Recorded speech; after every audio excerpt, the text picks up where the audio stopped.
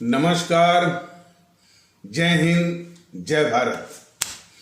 भारतीय अवाम ताकत दल अपने भारतीय भाई बहनों अर्थात अपने देश भारत की जनता अर्थात अपनी भारतीय अवाम से भारतीयता आधारित आपसी श्रद्धा, भारतीयता आधारित आपसी स्नेह, भारतीयता आधारित आपसी प्रेम, भारतीयता आधारित आपसी अखलाक मोहब्बत, भारतीयता आधारित आपसी सहयोग, भारतीयता आधारित आपसी सम्मान, भारतीयता आधारित आपसी एकता, भारतीयता आधारित आपसी भाईचारा तथा भारतीयता आधारित आपसी सद्भाव को समझने एवं उसे आत्मसात करके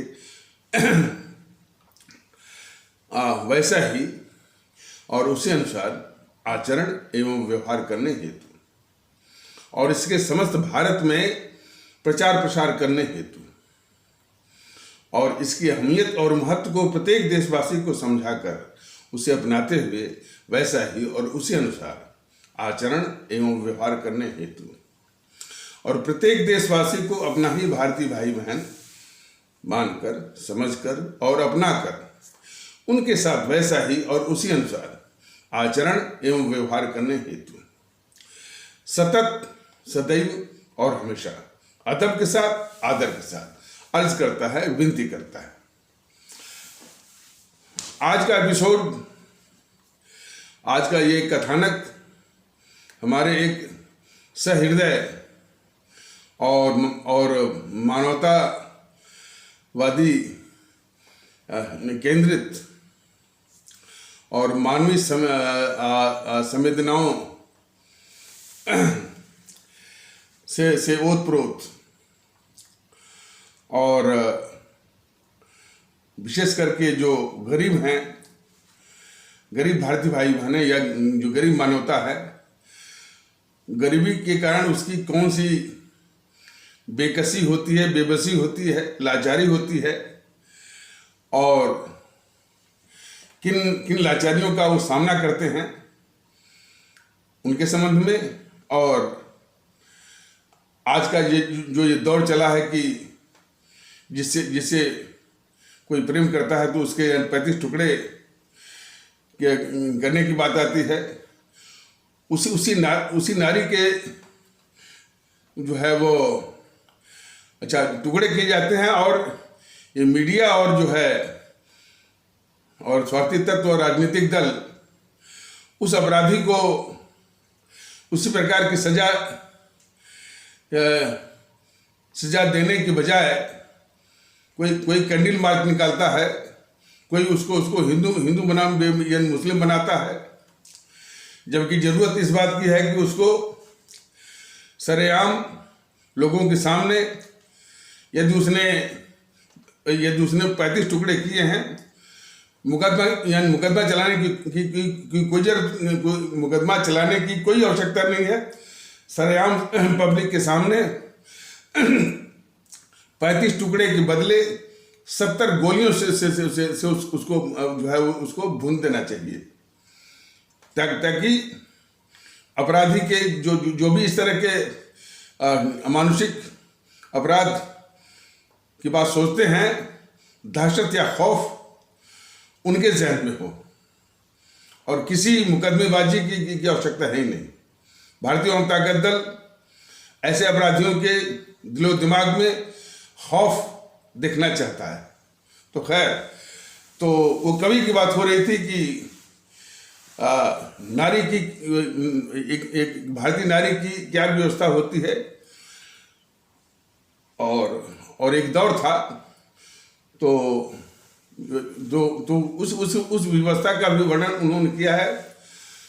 अब आजकल के जो फैशन का जो दौर चला है, जो अन्य जो है वो जो बुराइयां हैं उससे संबंधित सामाजिक बुराइयां हमारे भारतीय संस्कृति पर, भारतीय कल्चर पर जो आक्रमण हो रहे हैं और फैशन और इसके बाद जो सिनेमा जगत, ग्लैमर जगत, विज्ञापन जगत, टेलीविज़न जगत में जो हमारे नारी के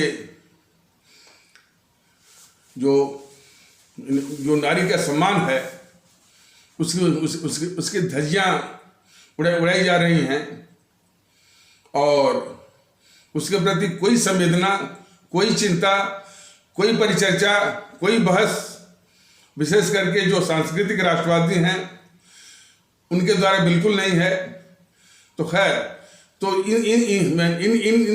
इस दौर के बावजूद भी हम उस कवि की बात कर रहे हैं कि एक भारतीय नारी जो समाज में, परिवार में किन व्यवस्थाओं का, यदि वो भारतीय नारी के धर्म का पालन करती है तो किन व्यवस्थाओं और किन बेकसी के दौर से गुजरती है, इसका चित्रण जो है उस महान सहृदय कवि के द्वारा की गई है। तो उसकी कुछ रचनाएं जरा सुनिए। और उनका नाम, और उस महान कवि का नाम है सूर्यकांत त्रिपाठी निराला। लखनऊ में उन्हीं के नाम पर एक निराला नगर भी बना हुआ है। और शायद जो लखनऊ विश्वविद्यालय है उसके सामने शायद इस महान कवि की मूर्ति भी लगी हुई है। तो उनका कहना था कि नारी तेरे जीवन की शेष रही कहानी, आंचल में है दूध और आंखों में पानी। जो भारतीय नारी का फर्ज निभा रही होती है, हमारी भारतीय जो हमारे इस देश की नारी, वो इन बेकसी के दौर से गुजरती है। जो ये महान सहृदय कवि सूर्यकांत त्रिपाठी निराला जी के जो वचन हैं उनके अनुसार कि नारी तेरे जीवन की शेष रही कहानी, आंचल में है दूध और आंखों में पानी। एक गरीबी के कारण वो किन बेबसी, लाचारी, बेकसी का वो शिकार होता है, उसकी मनोभावनाओं का चित्रण भी इस महान सहृदय कवि सूर्यकांत त्रिपाठी निराला जी ने किया है। और करते करते उन्होंने ईश्वर को भी उन्होंने ईश्वर या भगवान को भी चुनौती दे डाली है। तो उनका कहना था उन गरीब भारतीय भाई बहनों या गरीब मानवता के लिए भी, भगवान दो घड़ी इंसान बन के देख, भगवान दो घड़ी इंसान बन के देख, दिल में किसी गरीब के मेहमान बन के देख। उन्होंने चुनौती दी है ईश्वर को कि तू जो ऊपर बैठा बैठा सबका हिसाब करता है, तो इंसान बन के देखो कि इंसान जो है किन बेबसी, किन लाचारियों के दौर से गुजर रहा है, किन कठिनाइयों से गुजर रहा है। और खास करके जो गरीब, और उस गरीब के दिल में मेहमान बन के देखो। इस तरह की चुनौती हमारे सहृदय कवि सूर्यकांत त्रिपाठी निराला ने भगवान को भी दे डाली है। लेकिन वैसा वो हृदय चाहिए। हमारा ये कहने का मतलब है, आज वो हृदय कहाँ चला गया, आज ये कौन सा दौर चल रहा है। सवाल इस बात पे कि हम अपने पूर्वजों से एक भी बात सीखने को तैयार नहीं हैं। जो है, जितनी भी गंदगी हो सकती है, चाहे पश्चिम की गंदगी हो, यहाँ की गंदगी हो, और ख़ास करके जब से अंग्रेज आए और अंग्रेजों के चमचे जो पैदा हो गए, राजनीतिक दलों में जिनका वर्चस्व स्थापित हो गया, जैसे जीएनपीसी इत्यादि का, तब से इस भारत का वो सत्यानाश हो गया। भारत का सत्यानाश अंग्रेज आए और इन अंग्रेजों ने अपने चमचों को पैदा किया और उन्होंने पूरे सामाजिक ताना बाना को तहस नहस किया। ये वास्तविकता है। इस वास्तविकता को ढकने के लिए एक बहुत बड़ी साजिश चल रही है और वो हमारे इस्लाम आस्था वाले भारतीय भाई बहनों को केंद्रित करते हुए वो चल रही है साजिश। समस्या जो है अंग्रेज आए तो अंग्रेज जो है अपनी मानसिकता के लोगों को इसमें जो है बैठाया। जैसा कि मैंने बताया था कि जब कांग्रेस की स्थापना ही हुई, वो अंग्रेज किसी अंग्रेजी वायसराय डफरिन के निर्देश पर जो है एओ ह्यूम के द्वारा हुई और इस कांग्रेस ने अब तक वो अंग्रेजियत ही जो है ये वो चला रही है। और इसके पहले मैं बता दूं कि 1857 के पहले, और ये हमारे सभी भारतीय भाई बहनों को जानना बहुत जरूरी है, मैंने एक बार बताया भी था। 1857 जो हमारे आज़ादी की प्रथम क्रांति थी, उसके पहले मैकाले जो कि शिक्षा के माध्यम में अंग्रेजी लाया, वो तो जो मैकाले ने शिक्षा के माध्यम में यानी मीडियम ऑफ इंस्ट्रक्शन वो अंग्रेजी लाया, तो जीएनपीसी के चाटुकार इतिहासकार जो है उस मकाले की बड़ी तारीफ करते हैं कि अंग्रेजी आने से जो है पश्चिमी ज्ञान आया, पश्चिमी सभ्यता आई, रोजगार के अवसर आए और वैज्ञानिक दृष्टिकोण आया, वैज्ञानिक ज्ञान आया, तमाम तरह की वो उसकी तारीफ करते हैं। लेकिन 1836 के पहले मैकाले का वो भाषण जो कि उसने लंदन में दिया था कि किसी सभा में, उसको हर एक भारतीय भाई बहन को समझना बहुत जरूरी है। मैंने एक बार पहले भी बताया था, उसको यदि हमारे भारतीय भाई बहन समझ जाएं तो काफी समस्याओं का निराकरण हो जाएगा और इस कांग्रेस की जो है या जीएनपीसी की फितरत का पता भी चल जाएगा। तो मैकाले ने 1836 के पहले किसी सभा में लंदन में कहा था, वो अंग्रेजी जो अंग्रेजी लाया भारत में मीडियम ऑफ इंस्ट्रक्शन यानी शिक्षा का माध्यम के लिए, तो उसने कहा अंग्रेजी में, पहले उसने क्या कहा अंग्रेजी में, मैं पहले उसको कह देता हूं, फिर उसका अर्थ, उसका तात्पर्य मैं उसको भी बताऊंगा। तो वो कह रहा है कि we must at present do our best, we must at present do our best to create a class who may be interpreters between us and the millions whom we govern, a class of Indians in blood and color, but English in opinions, in taste, in morals and in intellect. उसके कहने का मतलब यह था कि अभी फिलहाल हमको इसी पर केंद्रित करना चाहिए, फोकस करना चाहिए कि इन भारतीयों में से एक ऐसा तबका तैयार करना है कि जो अभी फिलहाल वो बिचौलिए का काम करेंगे हमारे, और जो लाखों जो भारतीय हैं जिनके ऊपर हम हुकूमत कर रहे हैं, तो जिन भारतीयों के ऊपर हुकूमत कर रहे हैं और हमारे बीच में वो बिचौलिए का काम करेंगे अभी फिलहाल। और जो बिचौलिए होंगे तो वो उसके अनुसार कह रहा है कि वो class of Indians in blood and colour, वो भारतीय दिखेंगे सिर्फ चमड़ी और खून में, वो भारतीय दिखेंगे सिर्फ चमड़ी और खून में, लेकिन वो अंग्रेज होंगे किसमें?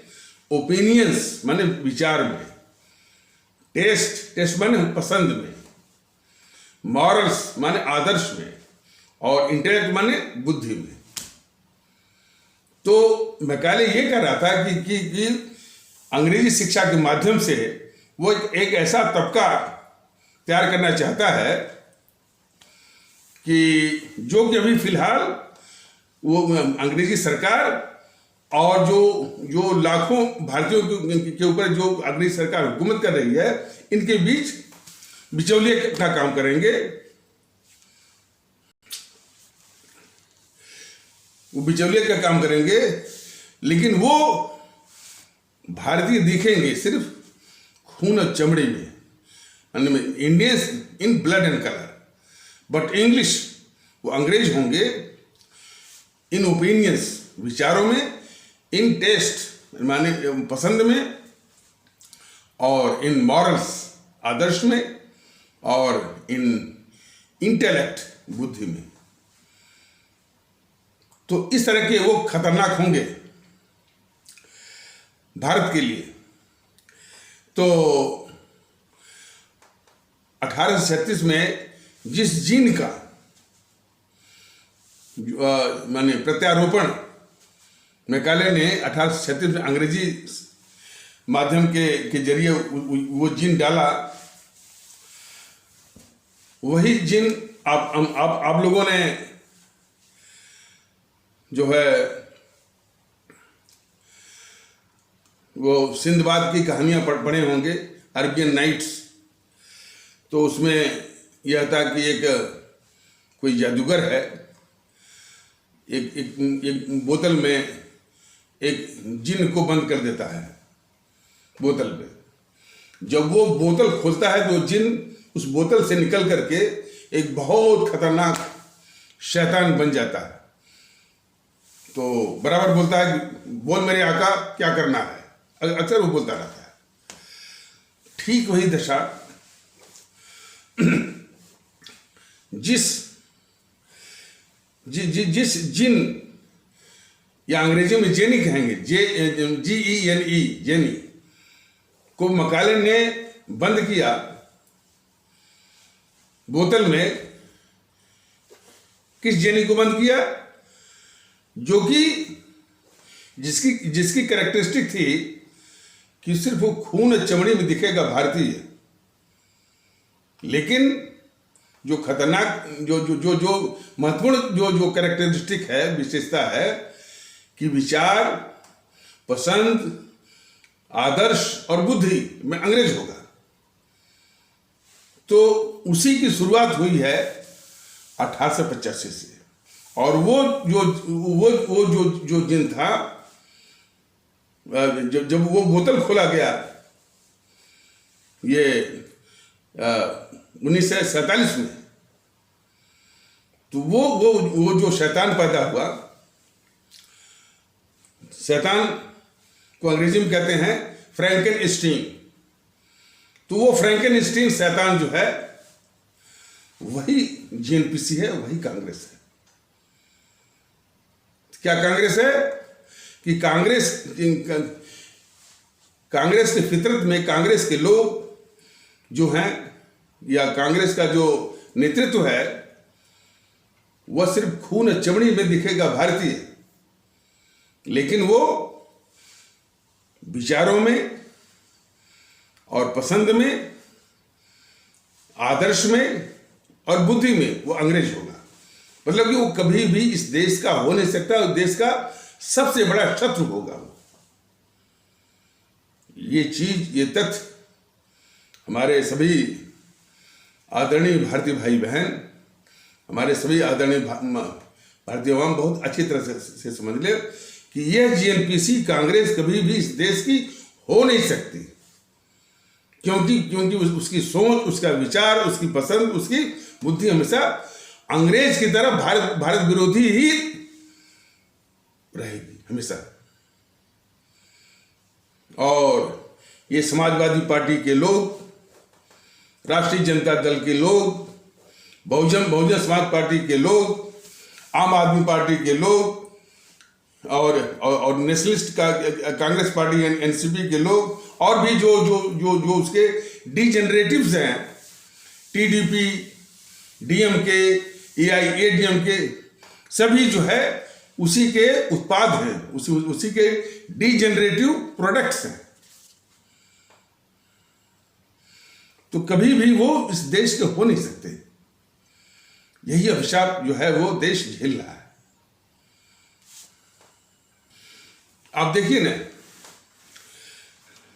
समाजवाद का मुखौटा पहन करके घोर जातिवाद, बहुजन समाज का मुखौटा बाबा साहब का नाम लेकर के घोर जातिवाद,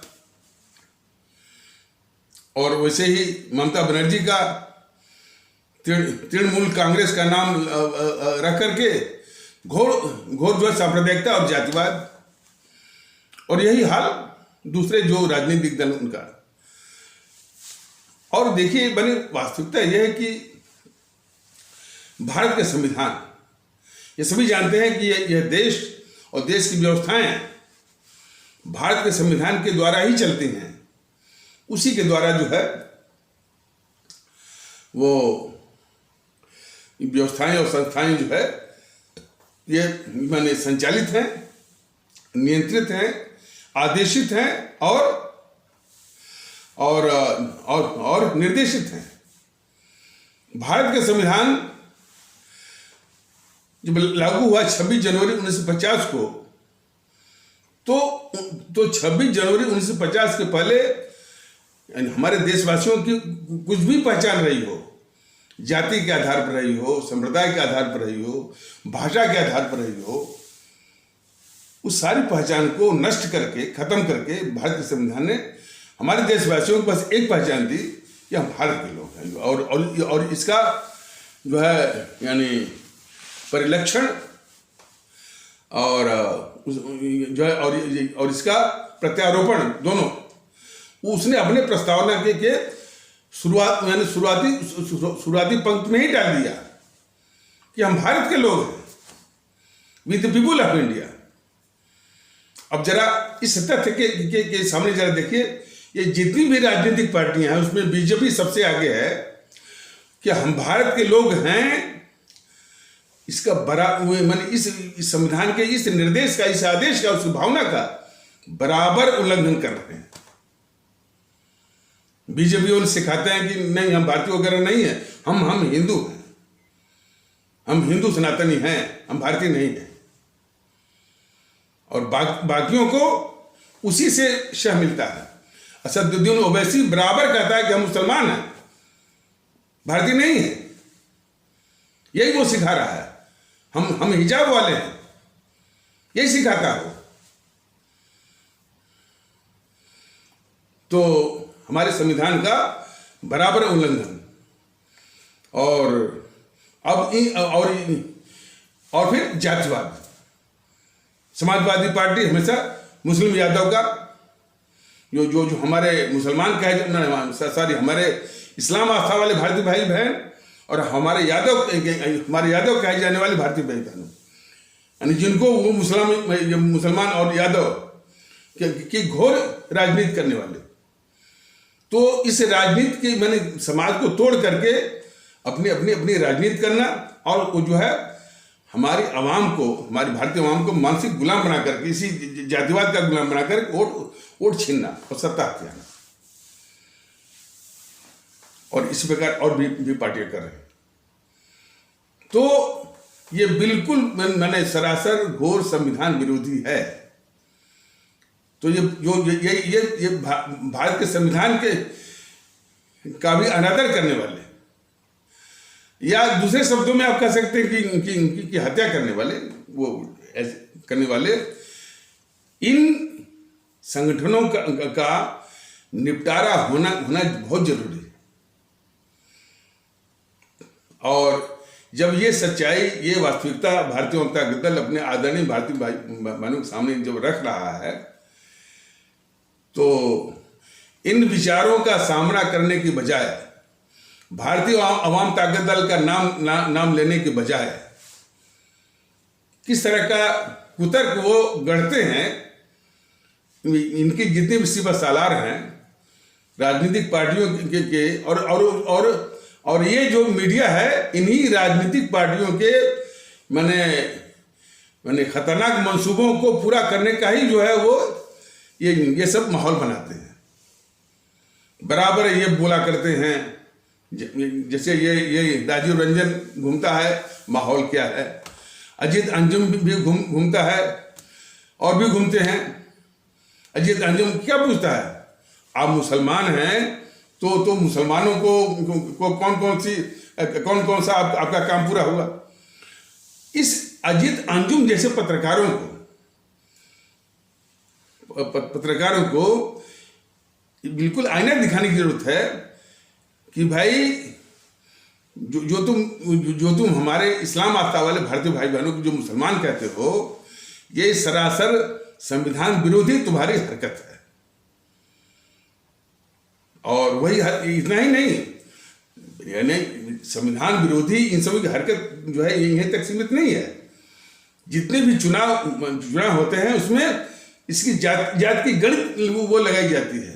राजनीतिक दल भी लगाते हैं और ये मीडिया वाले भी, टेलीविजन वाले भी, कि इस क्षेत्र में इतने ठाकुर हैं तो इतने ब्राह्मण हैं तो इतने यादव हैं, इतने मुसलमान हैं। बेहयाई के साथ, बेशर्मी के साथ, शायद वो जानते होंगे कि भाई इस सब की संवैधानिक मान्यता है ही नहीं कि कोई ठाकुर है, कोई ब्राह्मण है, कोई यादव है, कोई मुसलमान है। तो अब इस कदर की बेहयाई तो मैं नहीं समझता हूं कि विश्व में कहीं और भी होगी, लेकिन बहुत ही ऊंचे दर्जे के बेहया और बेशर्म हैं मीडिया वाले कि अभी भी वो इस तरह का दिखाते रहते हैं कि इतने ठाकुर हैं, इतने ब्राह्मण हैं, इतने यादव हैं, इतने ओबीसी हैं। ये संविधान कहता है कि हम भारत के लोग, बात वहीं पर खत्म हो गई। तो इतने ये भारत संविधान विरोधी भी हैं और भारतीय समाज विरोधी भी हैं और देश के दुश्मन भी हैं। ये तो रहा एक इनका सामान्य फितरत, जो कि भारत विरोधी फितरत है, यानी जितने भी राजनीतिक दल हैं उनका। और यदि उनको और एक करके यानी उनकी और भी जो खतरनाक फितरत है, यदि उसको समझना है और किस किस तरह के तत्वों को आगे बढ़ाते हैं, वो तो और खतरनाक है। जैसे ये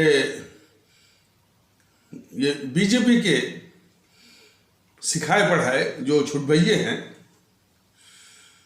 वो इस तरह से व्यवहार करते हैं कि वो हमारे इसी भारतीय समाज का एक तबका है हमारा इस्लाम आस्था वाले भारतीय भाई बहनों का, और जो कि दूसरी बड़ी आबादी है। हम जो कि दूसरी बड़ी आबादी वाला तबका है। सबसे बड़ी आबादी वाला तबका कौन है? हमारा हिंदू सनातन, और उसके बाद वो इस्लाम आस्था वाले भारतीय भाई बहनों का सबसे बड़ा जो आबादी वाला है हमारा हिंदू सनातन आस्था वाले भारतीय भाई बहनों का, उसके बाद इस्लाम आस्था वाले भारतीय भाई बहनों का।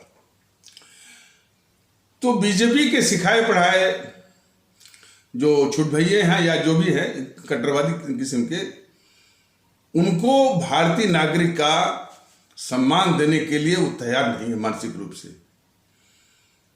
और ये कहते सुने जाते हैं, उनको पंचर पुत्र कहते हैं, उनको शर्म भी नहीं आती है। और कभी कभी सरेआम भी कहते हैं, पंचर पुत्र भी कहते हैं, मियाँ कटुआ, जिहादी, पाकिस्तानी, गद्दार इत्यादि।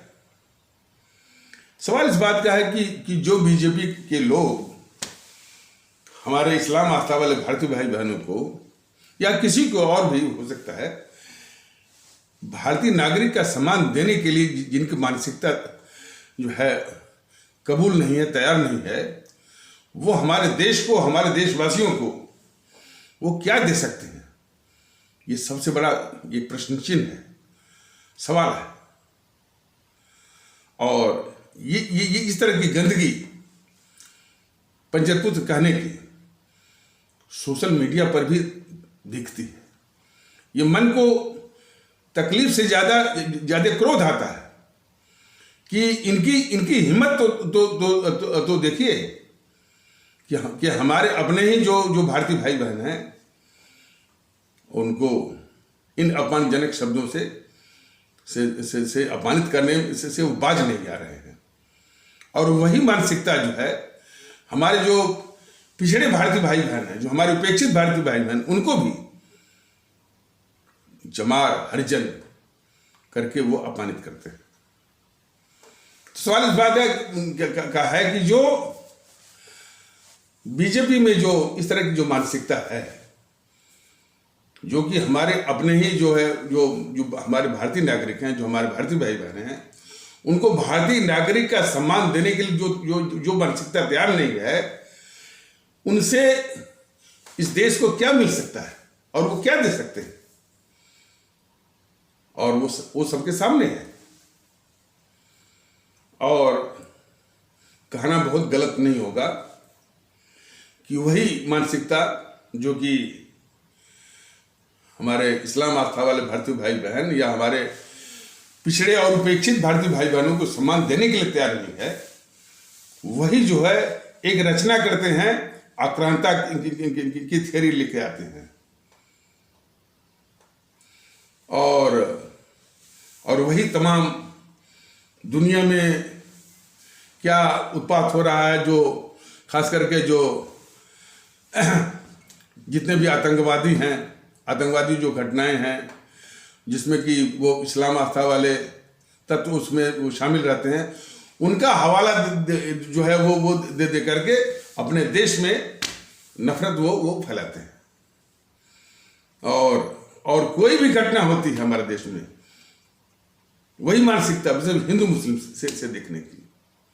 अब यही देख लीजिए, जो आफ्ताब ने अपनी उससे प्रेम किया वो श्रद्धा से, और कौन सा माने समस्या उनके बीच में आ गई कि उसी प्रेम का कि वो 35 टुकड़े करता है।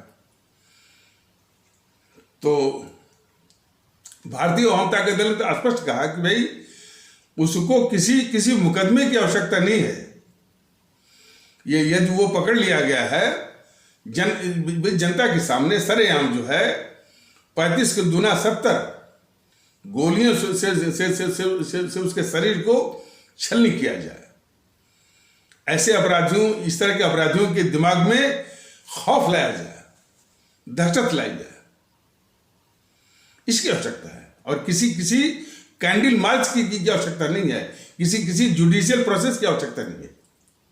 भारतीय जनता दल बिल्कुल स्पष्ट। और वही मानसिकता जो कि हमारे पिछड़े और उपेक्षित भारतीय भाई बहनों को सम्मान देने के लिए तैयार नहीं है, हमारे इस्लाम आस्था वाले भारतीय भाई बहनों को सम्मान देने के लिए तैयार नहीं है, वही मानसिकता जो है आज 4.5-5 साल मैंने से भारतीय जनता दल ये बता रहा है कि भाई भारत राष्ट्र के रूप में इस राष्ट्र का दुश्मन कौन है, इस देश का गद्दार कौन है, इसको कई रूपों में कई तरह से बता रहा है।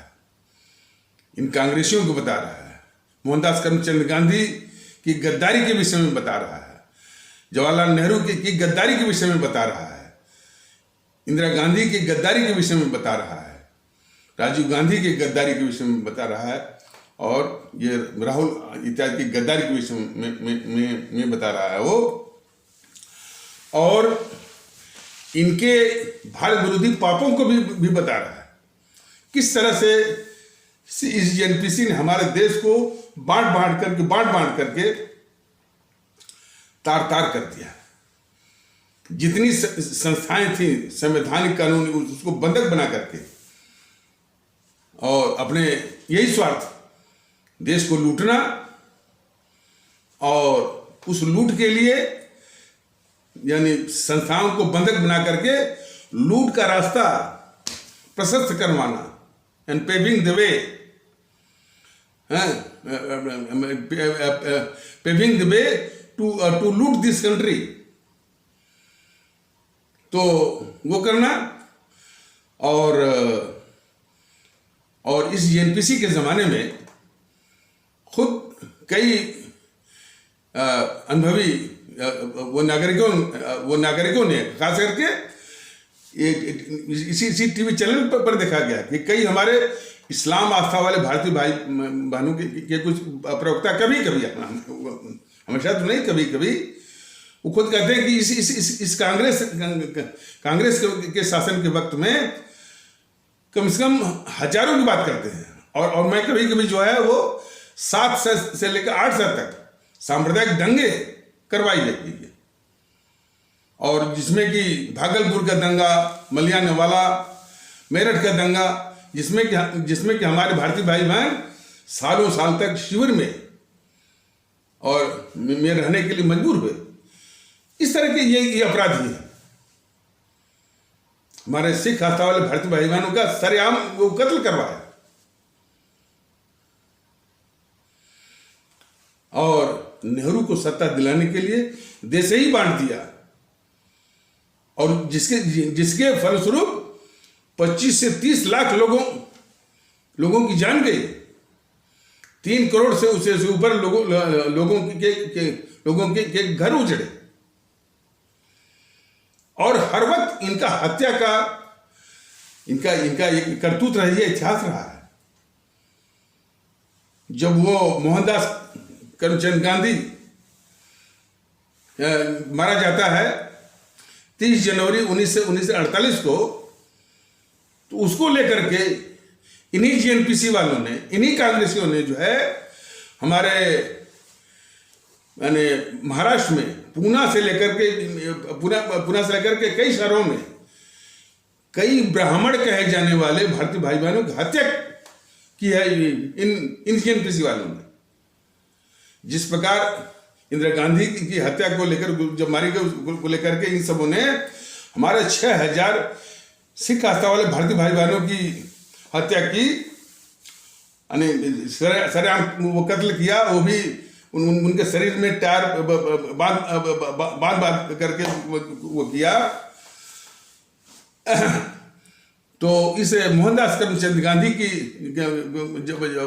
जब हत्या हुई, जब मारा गया 30 जनवरी 1948 को, उसको लेकर के इन कांग्रेसियों ने महाराष्ट्र के जितने हमारे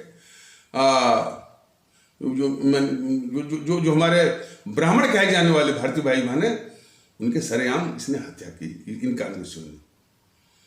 तो इनके हमारे देशवासियों की हत्या का एक इतिहास रहा, इनकी आदत रही, इनकी फितरत रही है। ये सारे तथ्य जो है हमारे सभी भारतीय भाई बहन उनको ठीक से समझें। लेकिन दुखड़ा यही तक नहीं, अब इनको बचाने वाले आ गए हैं ये बीजेपी वाले, और सिर्फ हत्या नहीं, देश के खिलाफ गद्दारी का ये रिकॉर्ड रहा है। देश के खिलाफ गद्दारी का, राहुल गांधी की गद्दारी देखिए, राहुल गांधी की गद्दारी भी है, और राहुल गांधी को बचाने वाले, और ये बचाने का सिलसिला कोई आज मोदी जी नहीं कर रहे हैं। जब वो ड्रग स्मगलर था, ड्रग स्मगलिंग में पकड़ा गया था अमेरिका में, बोस्टन शहर में, ड्रग के साथ साथ वो कई विदेशी करेंसी के साथ, तो यही वाजपेयी किसी और के यही अटल बिहारी वाजपेयी जो कि प्रधानमंत्री था उसमें, किसी और के लिए तो नहीं, रात के 12 बजे जागता है, उसको उसका प्रधान सचिव जो ब्रजेश मिश्रा, बताइए, यही तो माने मैंने इस देश का रोना है, दुखड़ा है कि सरकार कोई भी है, वाजपेयी क्या है, मोदी क्या है, पूरा इकोसिस्टम जो ब्यूरोक्रेसी का, जुडिशरी का, मीडिया का, बौद्धिक वर्ग का, वो जीएनपीसी का ही है। ये लोग कहते हैं ना कि कांग्रेस मर गई।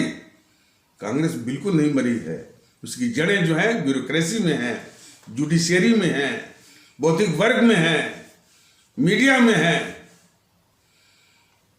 तो हमारे आदरणीय भारतीय भाई बहन से समझें कि कांग्रेस जो है इतने आसानी से जो है वो मरने वाली नहीं है, और वो तब मरेगी, बिल्कुल जान लीजिए कि जिस प्रकार रावण था ना, जब रावण का सामना हुआ हमारे प्रभु राम जी से, और बाणों के द्वारा हमारे प्रभु राम जी उसका सर काट रहे थे, तो एक सिर कटने के बाद दूसरा सिर कटने के बाद तीसरा सिर, तो हमारे प्रभु राम जी थोड़ा सा हैरान हो गए।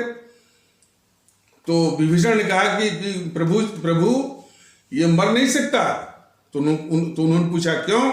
क्या इसके नाभि में अमृत है, तो आप उसके अमृत को पहले सुखाइए तब इसके बाद मरेगा। तो प्रभु राम जी ने वही किया कि उस रावण के नाभि में अमृत सुखाया और इसके बाद प्रहार किया, तब जाकर मरा। तो इस जो जीएनपीसी जो कि इतनी बड़ी खतरनाक है, इस देश की लुटेरी है और गद्दार भी है और तमाम हर तरह से अभिशाप है, उसका अमृत जो है देने वाला ये बीजेपी है। तो यदि जीएनपीसी को समाप्त करना है तो बीजेपी का समाप्त होना एक पूर्व शर्त है। बगैर बीजेपी को समाप्त किए हुए जीएनपीसी समाप्त हो नहीं सकती। अब चुनाव आते हैं, माहौल बनाते हैं कि हमने इतना विकास किया, वो किया, फलाने किया, ढेकाने किया, लेकिन देश के खिलाफ बीजेपी वालों का मंसूबा क्या है? बस एक ही मंसूबा है, सिर्फ इस जीएनपीसी को बचाना और कहते रहना कि जीएनपीसी तो खत्म हो गई और राहुल पप्पू है, उसको बोलने का सहूर, बस बस बस इसी तरह का। और ये कांग्रेस जो है परिवारवाद चलाती है। इन बीजेपी वालों के अनुसार जो है परिवारवाद जो है सबसे बड़ा अपराध है। देश के खिलाफ गद्दारी जो है वो अपराध नहीं है।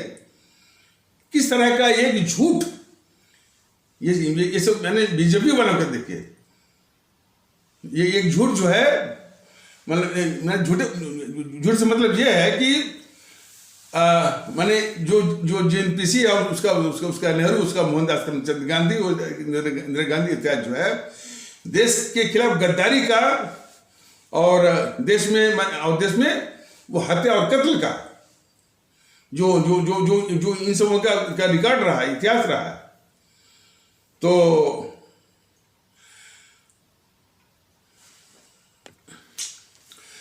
उसके लिए बस उसके लिए सब ये प्रचारित करते रहते हैं कि परिवारवाद, माने ये प्रसारित करते हैं जनता में कि परिवारवाद जो है ही सबसे बड़ा अपराध है। देखिए, जबकि ये देश की गद्दार है, ये देश की गद्दार है, ये जिसका नेहरू अपने खुद की जमीन जो दुश्मन चीन के हाथों में अक्साई चीन के रूप में दे रहा है, उससे बड़ा गद्दार कौन हो सकता है? तिब्बत वो मिलना चाह रहा था भारत में, चीन की कम्युनिस्ट पार्टी के विस्तारवादी और नरसंहारी विस्तारवाद से डर करके उसको नेहरू ने जो चीन को थाली में सजा करके तिब्बत को सौंप दिया। और भी तमाम गद्दारियों का पूरा रिकॉर्ड है, इस बात नहीं है। तो उसको ये बीजेपी वाले किस तरह से बचाते हैं, यह भी इस देश का बहुत बड़ा अभिशाप है। तो वही बीजेपी के छुट भैये जो इतना बड़ा पाप कर रहे हैं इसी जीएनपीसी को बचाने के लिए, एक दूसरी वो रचना करते हैं हमारे इस्लाम आस्था वाले भारतीय भाई बहनों को निशाना बना करके। और इसमें बीजेपी अकेले नहीं है, इस तरह की रचना में असदुद्दीन ओवैसी जैसे लोग शामिल हो जाते हैं। वो इसी आग में जो है वो घी डालते हैं। और असदुद्दीन ओवैसी भी अकेले नहीं हैं। पुष्पेंद्र कुलश्रेष्ठ, यति नरसिम्हानंद सरस्वती और वामन मिश्रम और प्रकाश अंबेडकर, राज रत्न अंबेडकर, चंद्रशेखर रावण, तौकीर रजा, शफीकुर रहमान वर्क, ये सब के सब जो है इसी में लगे हुए हैं। हमारे इस समाज में जो है नफरत की आग जो है वो लगाने के लिए। तो ऐसे माहौल को ला करके और हमारे भारतीय भाई बहनों को मानसिक गुलाम बना करके जो जो जो जो ये वोट छीनने की साजिश चल रही है आज 60-70 सालों से, उसी का इन सबों ने नाम दिया है लोकतंत्र। तो हमारे भारतीय भाई बहनों को खुद फैसला करना है कि क्या इस तरह के लोकतंत्र की हमारे देश को आवश्यकता है। और एक बात हमारे सभी आदरणीय भारतीय भाई बहनों को अच्छी तरह से समझ लेने की आवश्यकता है कि सुभाष चंद्र बोस से भी जब पूछा गया, कब 1941 में जब वो आज़ाद हिंद फौज का निर्माण कर रहे थे, कि उनसे पूछा गया कि नेताजी ये बताइए कि यदि आपको आज़ादी तुरंत मिल जाती है तो किस तरह की शासन पद्धति आप लाना चाहेंगे। तो उनका बिल्कुल साफ जवाब ये था कि हमने अभी एक आह्वान दिया है, भारत के आवाम को एक आह्वान दिया है कि तुम मुझे खून दो और मैं तुम्हें आज़ादी दूंगा। उसका मतलब यही था कि भारत के लोग पहले अपनी कुर्बानी, शहादत और त्याग बलिदान करने के लिए पहले मानसिक रूप से तैयार हों, इसके बाद ही वो आज़ादी पाने के नैतिक रूप से अधिकारी वो बन सकते हैं। उसका मतलब यही था। तो उन्होंने कहा कि हमारे इस आह्वान पर हमारे जो पूरे जो भारतीय हैं वो कहाँ तक तैयार हुए हैं, अभी हम निश्चित तौर पर हम नहीं कह सकते हैं। तो जब इस बात पर हम निश्चित नहीं है कि हमारे सभी भारतीय भाई बहन जो है इस आह्वान पर तैयार हुए हैं, तो हम इस बात का दावा भी नहीं कर सकते कि हमको तुरंत आज़ादी जो है वो मिलने वाली है। लेकिन वो साक्षात्कार करने वाला कारण क्या कि साहब, मान लीजिए कि आज़ादी मिल गई तो उनका ठीक है, आप ही के अनुसार मान लीजिए परिस्थितियों का ऐसा जोड़ तोड़ हो और आज़ादी आकर सामने खड़ी हो जाए, तो क्या करना होगा। उन्होंने बेबाकी से कहा, उन्होंने कहा कि उन्होंने डेमोक्रेसी की बात कही ही नहीं। उन्होंने कहा कम से कम 25 से 30 साल तक हम पहले तानाशाही लाएंगे, उस तानाशाही के बाद ही जो है जिस तरह का तंत्र यह देश चाहेगा, डेमोक्रेसी है इत्यादि जो है उसके बाद ही लागू होगा। और ये हमारे सभी भारतीय भाई बहन, सभी आदरणीय भारतीय भाई बहन, हमारे आदरणीय भारतीय आवाम अच्छी तरह से जान ले कि यदि हमारे सुभाष चंद्र बोस का तानाशाही वाला शासन होता तो आज कोई ये न कहता कि हम गर्व से कहो हम हिंदू हैं। आज कोई ये नहीं कहता कि गर्व से कहो हम बंगाली हैं। कोई ये नहीं कहता कि गर्व से कहो कि हम मुस्लिम हैं, हिजाब वाले हैं। कोई नहीं कहता कि गर्व से कहो हम तमिल हैं। सारी बुराई, सारी मवाद वो भारत से निकाल देते, लोगों के दिमाग से निकाल देते और सिर्फ एक ही पहचान एक ही पहचान में पूरे देश को एक ही पहचान और एक ही भावना कि हम सिर्फ भारतीय हैं, बात खत्म हो गई। और इसके बाद कोई भी तंत्र आप लाइए, लोकतंत्र लाइए, जो लाइए, इसी की आवश्यकता है। तो आज उनकी उनकी बहुत याद आती है, सुभाष चंद्र बोस की बहुत याद आती है। और इस देश का दुर्भाग्य देखिए कि उन्होंने इस देश के आज़ादी के लिए, बल्कि जो जो जो जो ये दुष्चक्र चला रहा था, ये मोहनदास करमचंद गांधी, यानी वो अंग्रेजी सरकार की रक्षा करते हुए, उसकी चमचागिरी करते हुए कांग्रेस के क्या अध्यक्ष भी रहे। हमारे सुभाष चंद्र बोस कांग्रेस के अध्यक्ष रहे, लेकिन जब उन्होंने देखा कि अरे जिस कांग्रेस को मैं देशभक्ति के रास्ते पर ले जाना चाहता हूं, वो तो ये मोहनदास करमचंद गांधी और जवाहरलाल नेहरू उसको जो है अंग्रेजों की रक्षा के लिए ऐसा वातावरण ये सब बनाए हुए हैं। तो एक साल में उनको अनुभव हो गया। दूसरी बार भी लोग उनको जब अध्यक्ष बनने की बात थी, तो जो दिक्कत हुई थी, मैंने इन कांग्रेसियों को, मोहनदास करमचंद गांधी को और जवाहरलाल नेहरू को, तो इन सबों ने साजिश क्या किया। अब दूसरी बार मैंने बताया ना कि हमारे जो सुभाष चंद्र बोस थे, वो 2 बार कांग्रेस के अध्यक्ष बने। एक बार जो है वो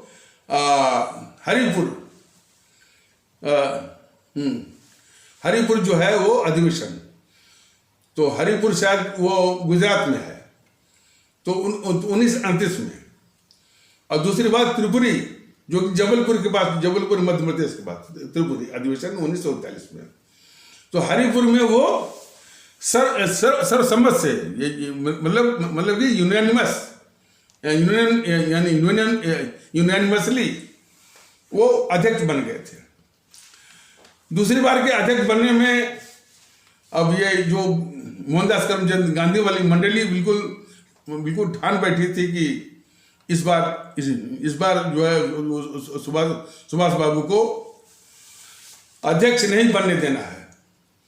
तो पहले से ये सब वो हल्ला शुरू कर दिए कि भाई इस बार जो है सर्वसम्मति वाला फार्मूला नहीं चलेगा, इसलिए कि ये सर्वसम्मति वाली बात आ गई तो फिर ये बन जाएंगे। तो इन सबों ने एक वो चाल चली, कहा कि भाई अब इस बार वो अध्यक्ष पद के लिए चुनाव होगा, कंटेस्ट होगा। और इन सबों ने सोचा, गांधी की मंडली ने सोचा कि एक कैंडिडेट वो खड़ा करते हैं, जम के प्रचार करते हैं, और इसमें जो है वो इसमें नेताजी सुभाष चंद्र बोस को हराते हैं। ये इस तरह की साजिश सबने किया। तो इन सबों ने नेताजी के खिलाफ जो कैंडिडेट जो खड़ा किया, उनका नाम था सीता वीरमैया पट्टा वीरमैया। और उसी साजिश के तहत इन सबों ने काफी दुष्प्रचार किया, यहाँ तक कि वो मोहनदास करमचंद गांधी अपनी राजनीतिक प्रतिष्ठा को भी दांव पर लगा दिया। वो कहता ये फिरा कि सीता वीरमैया पट्टा वीरमैया की हार मेरी व्यक्तिगत हार है। तब भी नेताजी सुभाष चंद्र बोस ने इसे गांधी और गांधी मंडली की साजिश को नाकाम किया और उस चुनाव में विजयी हो गए। तो लेकिन इनकी साजिश अभी वहीं तक नहीं बंद हुई। तो फिर जब उनको अध्यक्ष के रूप में कार्य समिति का गठन करना हुआ, तो ये मोहनदास करमचंद गांधी अपने एक चमचा गोविंद बल्लभ पंत के द्वारा एक सूची लेकर के भेजा। तो गोविंद बल्लभ पंत नेताजी से मिल करके ये कहा कि बापूजी की ये इच्छा है कि आप अपनी कार्य समिति में इनको शामिल करें। हमारे परम आदरणीय राष्ट्र महानायक राष्ट्रभक्त शिरोमणि नेताजी सुभाष चंद्र बोस इस मोहनदास करमचंद गांधी की चाल को तुरंत समझ गए और उन्होंने ये देखा कि एक साल तो किसी तरह से गुजरा और वो चाहते थे कि ये कांग्रेस जो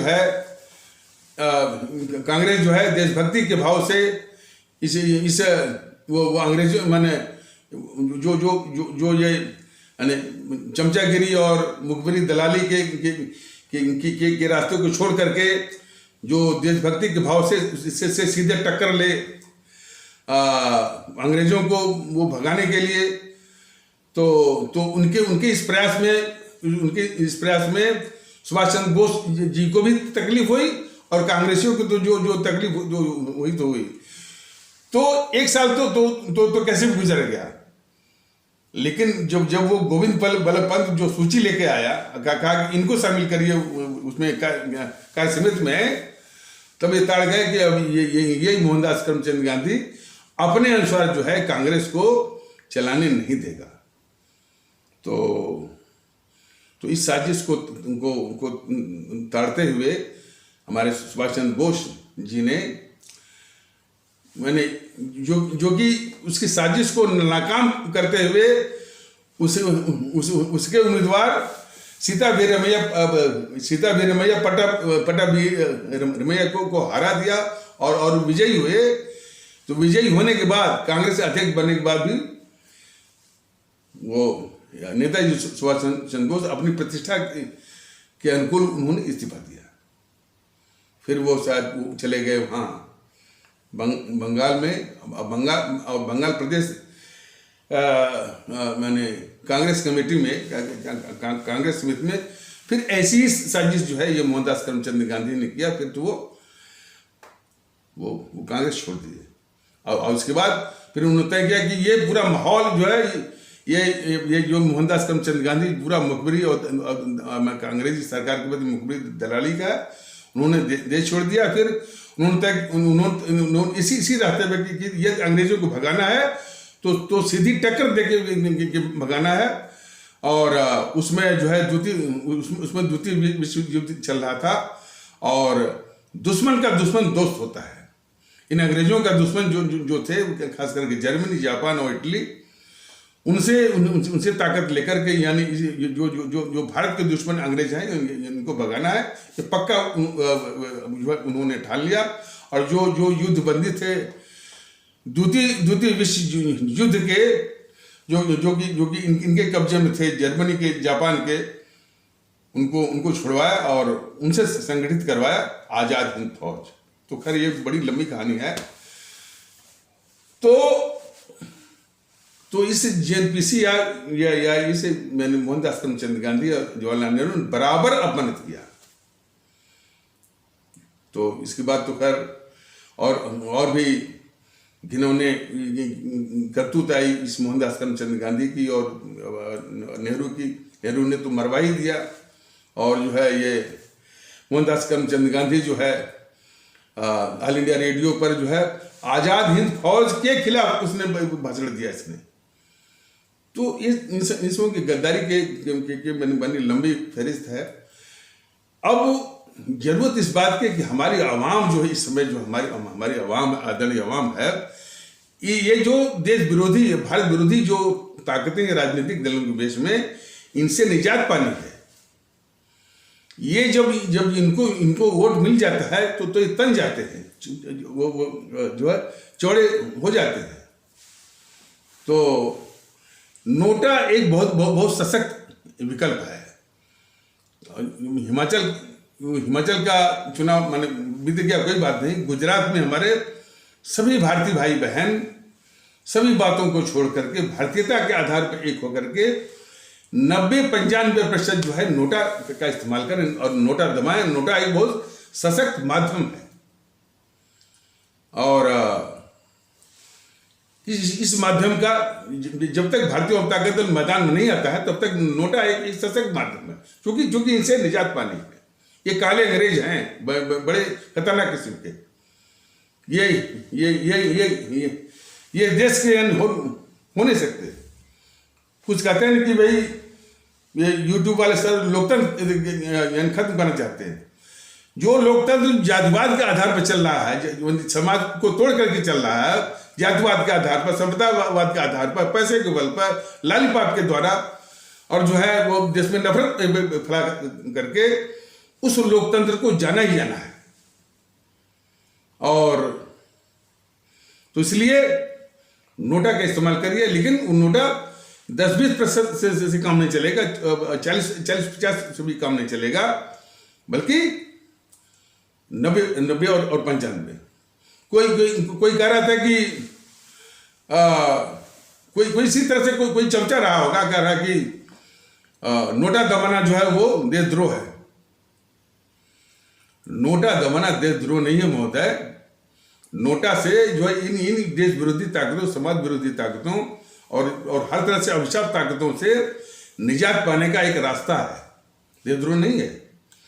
और इसी तरह से जो बोलने वाले हैं कि नोटा दबाना जो देशद्रोह है, ऐसी मानसिकता और ऐसा ही तर्क देने वालों को आप देखिएगा कि जब माने जो जातिवाद के आधार पर, संप्रदायवाद के आधार पर, भाषावाद के आधार पर और जो है और भी जो है क्षेत्रवाद, समूहवाद इत्यादि है, पैसे के बल पर जो वोट खरीदते हैं, बाहुबल के आधार पर जो वो करते हैं, तिकड़म लगाते हैं और देश में नफरत फैला करके, तनाव फैला करके, इससे जो और हमारे भारतीय भाई बहनों को मानसिक गुलाम बना करके जो वोट छीनते हैं, तो इनका जो ये साम्राज्य है तिकड़म का, यदि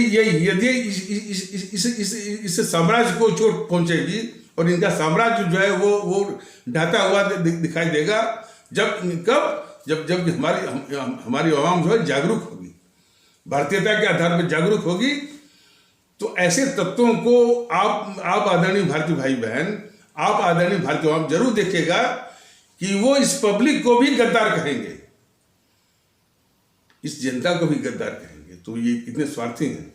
लेकिन आपको किसी की भी बात को परवाह नहीं करना है, आपको खुद इन ताकतों से निजात पानी है। इसलिए जो है अभी फिलहाल जब तक भारतीय जनता दल मैदान में नहीं आ रहा है, और आएगा बहुत जल्द आएगा, नोटा का इस्तेमाल करके, नोटा एक जो है वो सशक्त माध्यम है, इनसे निजात पाइए भारतीयता के आधार पर। तो इन्हीं आवश्यक शब्दों के साथ इस आवश्यक चर्चा को विराम दिया जाता है। तब तक के लिए नमस्कार, जय हिंद, जय भारत।